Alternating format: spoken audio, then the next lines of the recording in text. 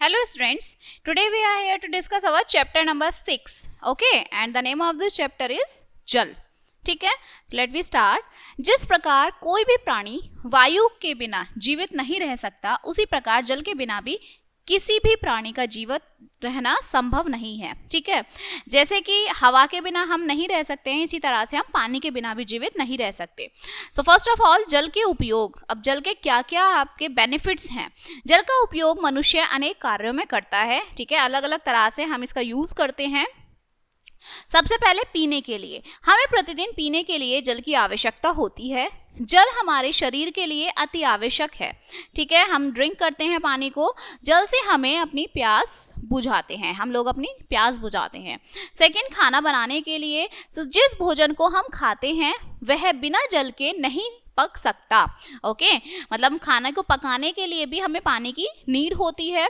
सब्जियों को पकाने, आटा गूंथने तथा सभी कार्यों में जल की आवश्यकता होती है. ओके, नेक्स्ट इज सफाई. अब जब मम्मी सफाई करती हैं तो उन्हें क्या होती है, जल की आवश्यकता. तो जल सफाई के काम में भी प्रयोग में आता है.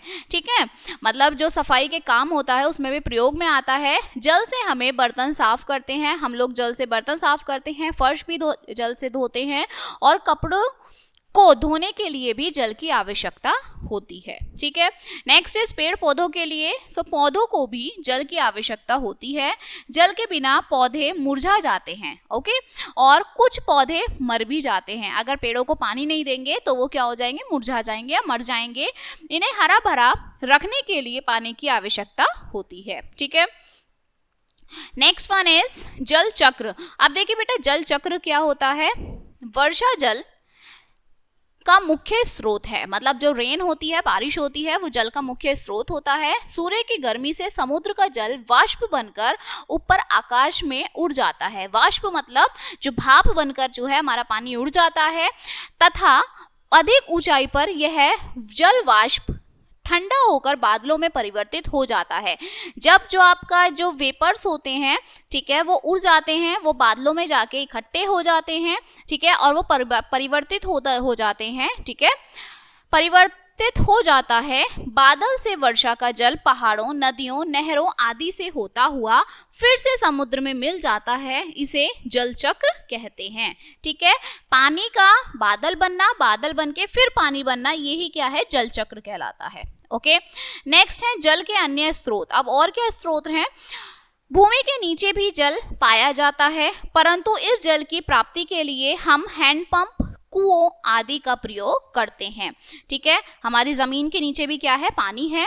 शहरों में जल बड़ी बड़ी टंकियों में एकत्रित करके शुद्ध किया जाता है और फिर पाइपों द्वारा घरों तक पहुंचाया जाता है. ठीक है, इसी तरह से जो है, जो शहर होते हैं वहां पर पानी पहुंचाया जाता है. ओके, और this chapter is finished now. अब देखिए इसके कुछ मेन पॉइंट्स देखते हैं, मुख्य बिंदु देखते हैं.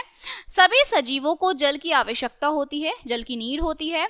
वर्षा जल का मुख्य स्रोत होता है बारिश, जिससे हमें पानी मिलता है. जल से बिजली बनाई जाती है. आग बुझाने में भी जल की आवश्यकता होती है. ठीक है, एंड भूमि के नीचे का जल कुओं, हैंडपंपों के द्वारा निकाला जाता है. ओके, तो जो जमीन के नीचे का पानी है उसे हम कुओं और हैंडपंपों के द्वारा निकालते हैं. Okay, and this chapter is finished now and we will meet on the next chapter. So thank you.